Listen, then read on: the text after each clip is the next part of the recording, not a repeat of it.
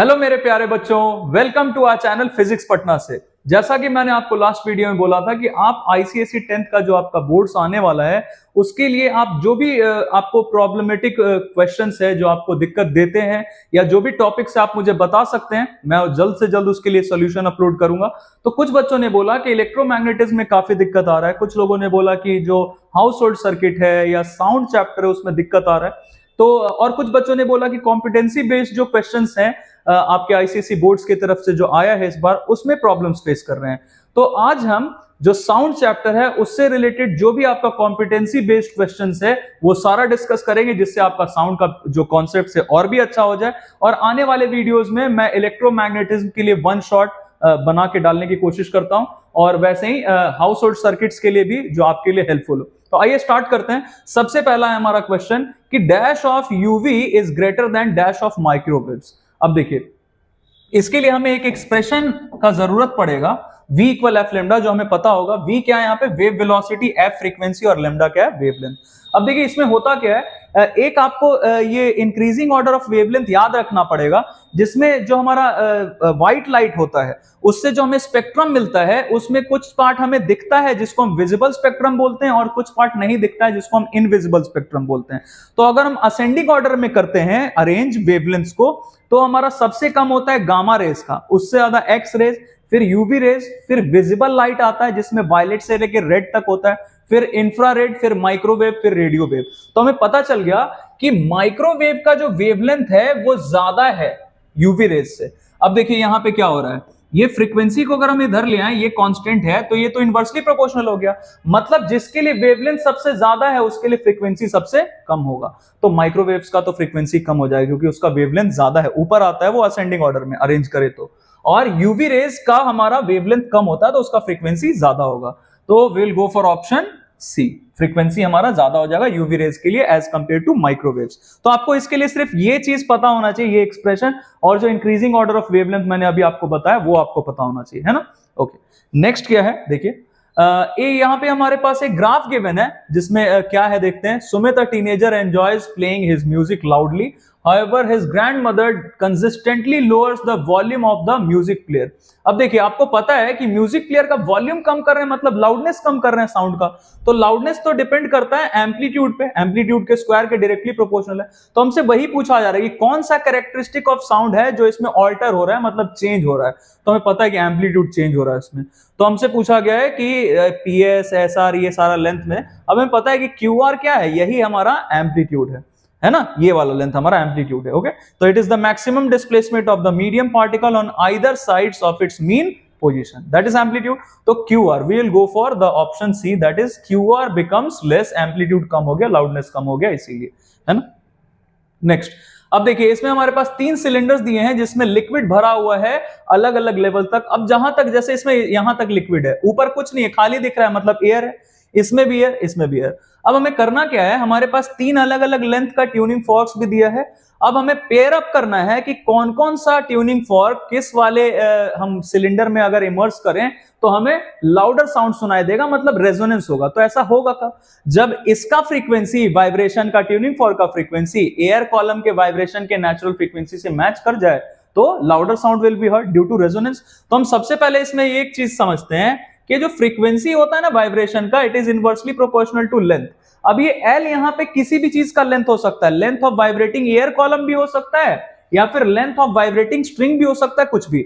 अब जैसे आप देखिए सबसे बड़ा हमें ट्यूनिंग फॉर्क कौन सा दिख रहा है, ये वाला, तो इसके लिए लेंथ सबसे ज्यादा है तो इसका फ्रीक्वेंसी ऑफ वाइब्रेशन सबसे कम होगा।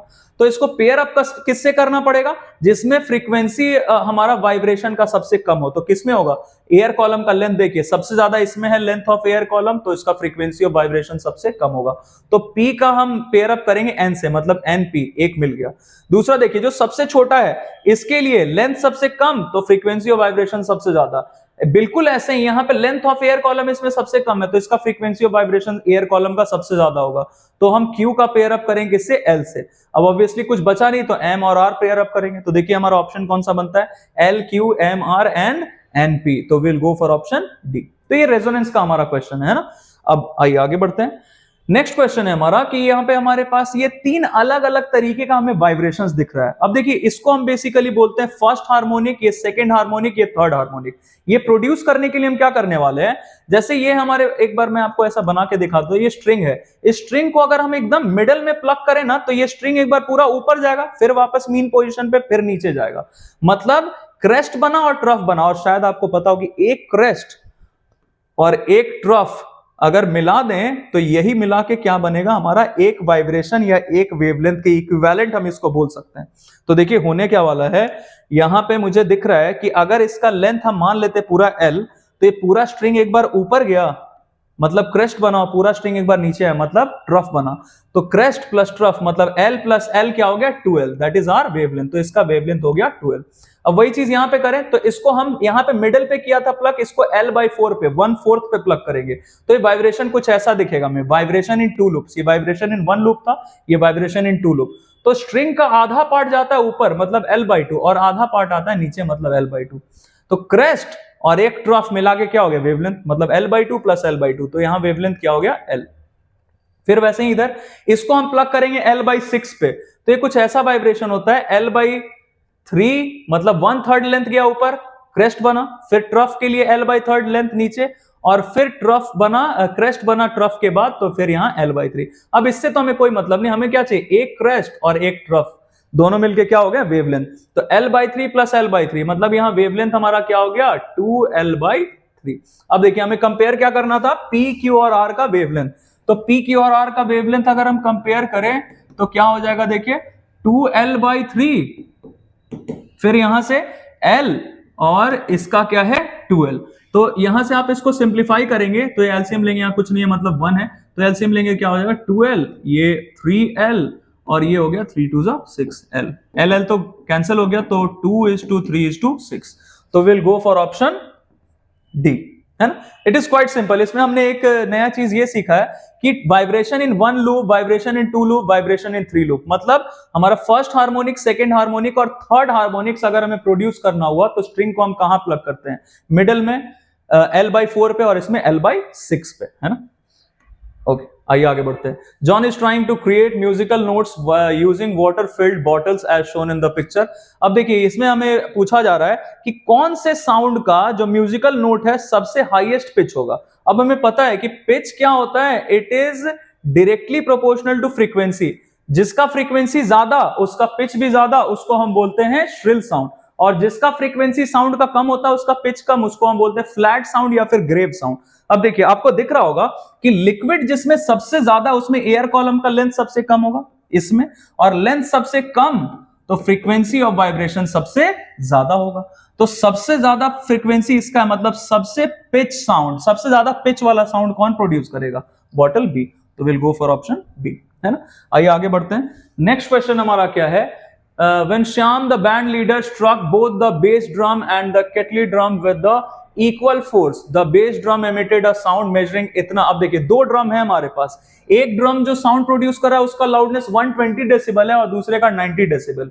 तो हमसे पूछा जा रहा है कि ये जो डिफरेंस आ रहा है ये क्यों हुआ। तो देखिए हमें पता है कि लाउडनेस जो है वो डिपेंड करता है किस पे, सरफेस एरिया पे।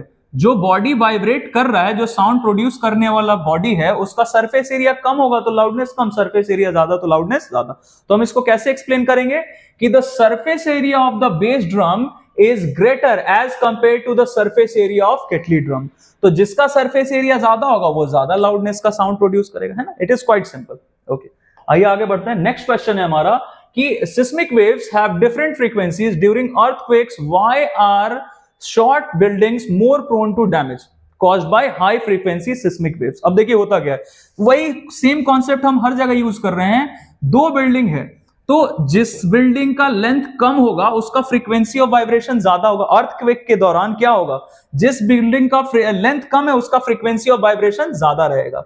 तो ये हाई सिस्मिक वेव्स, जो हाई फ्रीक्वेंसी सिस्मिक वेव्स है, उसके फ्रीक्वेंसी से अगर इस बिल्डिंग का फ्रीक्वेंसी मैच कर गया, जो कि ज्यादा पॉसिबिलिटी है, तो ये बिल्डिंग में डैमेज हो सकता है बिल्डिंग कोलैप्स भी कर जाए। तो it is all due to resonance, है ना। तो हमें इसमें यही एक्सप्लेन करना था कि जो शॉर्ट लेंथ का बिल्डिंग है उसका फ्रीक्वेंसी ऑफ वाइब्रेशन ज्यादा होगा, हाई होगा, तो ये हाई फ्रीक्वेंसी सिस्मिक वेव से मैच कर जाता है ना। आइए आगे बढ़ते हैं। और it is due to resonance भी आप इसमें लिख देना। ओके, अब देखिए नेक्स्ट क्या है। ये हमारे पास 4 स्फेयर्स दिख रहे हैं, बॉब दिख रहे हैं, आप बोल सकते हो पेंडुलम के। एक में मर्क्यूरी पूरा भरा हुआ है अप टू द ब्रिम, एक में थोड़ा बहुत वाटर भरा हुआ है, एक खाली है और एक में वाटर कुछ दूर तक भरा हुआ है। अब देखिए इसमें हमें करना क्या है, arrange the following pendulums according to their natural frequencies.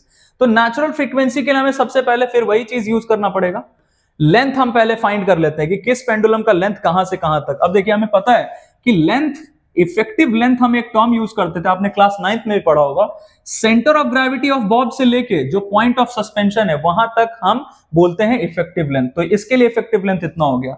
और आपको ये पता होगा कि हम हॉलो ये स्फीयर लें, बॉब लें या फिर सॉलिड लें, दोनों ही के केस में सेंटर ऑफ ग्रेविटी उसके ज्योमेट्रिक सेंटर पे ही लाई करता है, मतलब सेम पोजीशन पे। तो इसके लिए भी इफेक्टिव लेंथ सेम हो गया है ना, जितना इसका है उतना ही इसका है। अब देखिए ये हम ऐसे करके लिख सकते हैं Lx और इसके लिए Lz, ये हो गया Lz। अब देखिए इसके लिए देखते हैं, इसमें हमने कुछ दूर तक वाटर भरा हुआ, तो इसका जो सेंटर ऑफ ग्रेविटी है थोड़ा लोअर डाउन हो जाएगा, यहां पे हो जाएगा। तो इसके लिए इफेक्टिव लेंथ हमारा थोड़ा बड़ा हो गया, यहां तक हो गया है ना, तो हम इसको लिख लेते हैं Ly। और फिर इस पे आ जाइए, इसका इफेक्टिव लेंथ हमारा, अब देखिए इसमें लोअर डाउन हो गया, इसमें भी लोअर डाउन होगा, लेकिन as compare to this one ये थोड़ा ऊपर रहेगा, है ना, इसमें यहां पे है, इसमें थोड़ा यहां पे, तो इसका हमारा यहां तक हो गया। अब देखिए पहले हम सबका जो लेंथ है, इफेक्टिव लेंथ को असेंडिंग ऑर्डर में अरेंज कर लेते हैं। तो सबसे कम किसका हो जाएगा, सबसे कम इन दोनों का है, मतलब Lx और Lz, मतलब इन दोनों का जो इफेक्टिव लेंथ है वो सबसे कम है। उससे ज्यादा किसका है, इसका Lw का, और सबसे ज्यादा किसका है इफेक्टिव लेंथ, आपको दिख रहा होगा Ly का। अब हमें पता है कि लेंथ के तो इनवर्सली प्रोपोर्शनल होता है फ्रीक्वेंसी, तो जिसका लेंथ सबसे कम ज्यादा दिख रहा है उसका फ्रीक्वेंसी ऑफ वाइब्रेशन सबसे कम हो जाएगा। तो Fy, शुरुआत यहां से करते हैं, Fy का फ्रीक्वेंसी ऑफ वाइब्रेशन सबसे कम, उससे ज्यादा Fw, क्योंकि ये जस्ट इसका उल्टा चलता है ना, जिसका लेंथ सबसे ज्यादा दिख रहा है आपको उसका फ्रीक्वेंसी ऑफ वाइब्रेशन सबसे कम होगा, और हमें असेंडिंग ऑर्डर में इसको अरेंज करना था, है ना।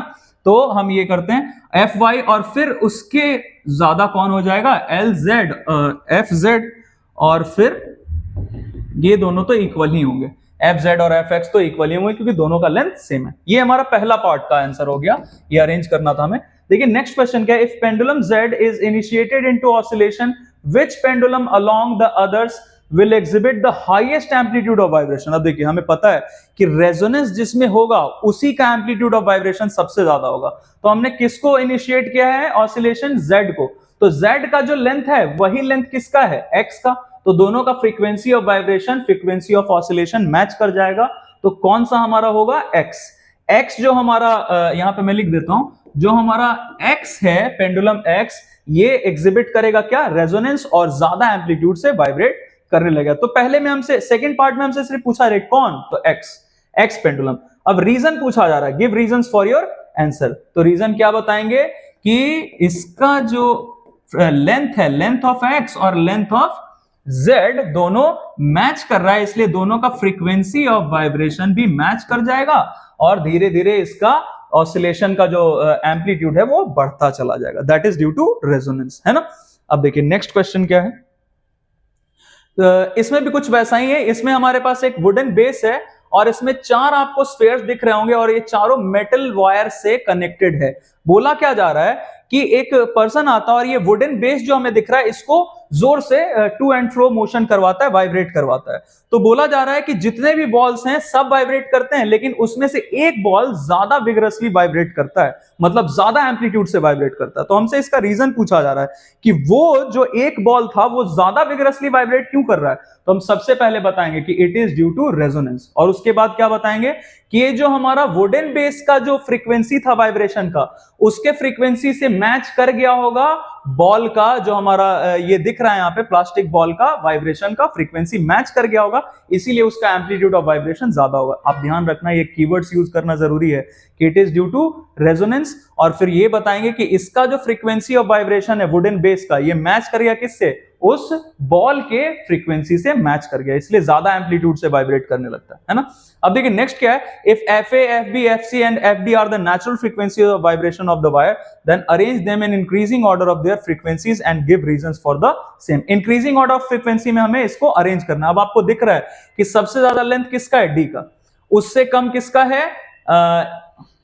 उससे कम है ए का, और उससे भी कम है सी का, और सबसे कम लेंथ किसका है? बी का। तो अब फ्रीक्वेंसी में अरेंज करना है, तो हमें पता है कि जिसका लेंथ सबसे ज्यादा होगा उसका फ्रीक्वेंसी सबसे कम होगा। तो सबसे कम फ्रीक्वेंसी किसका हो गया? डी का, उससे ज्यादा ए का, उससे भी ज्यादा सी का, और सबसे ज्यादा फ्रीक्वेंसी किसका हो जाएगा? बी का, क्योंकि उसका लेंथ सबसे कम है ना। तो ये सारा जो क्वेश्चन था ये आपका कॉम्पिटेंसी बेस्ड क्वेश्चन था साउंड चैप्टर का। इसके अलावा भी कॉम्पिटेंसी बेस्ड क्वेश्चन है अलग अलग टॉपिक्स के, तो आने वाले वीडियोस में मैं उसके लिए भी वीडियो बनाऊंगा वीडियो और अपलोड करूंगा ताकि आपका मदद हो सके। और अगर आपको इससे फायदा होता है तो please do like our video and subscribe our channel, इससे हमें भी मोटिवेशन मिलता है। Thank you very much and keep watching.